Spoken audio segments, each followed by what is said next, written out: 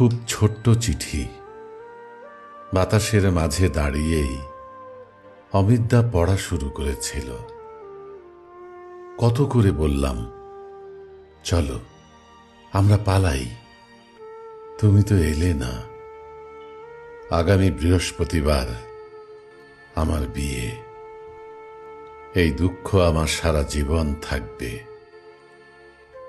দেখলাম পড়া শেষ হতে হতেই প্রচণ্ড বাতাসে রেণুদির চিঠিটি অমিতদার হাত থেকে আকাশের দিকে উড়ে গেল।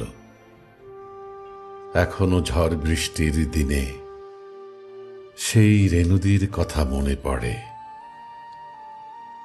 রেণুদির ব্যথাতুর সেই চিঠি বাতাসে উড়ে উড়ে আকাশে পৌঁছে হয়েছিল কালো মেঘ। চিঠির আহত অক্ষরগুলো সেই থেকে বৃষ্টি কান্না হয়ে ঝরে।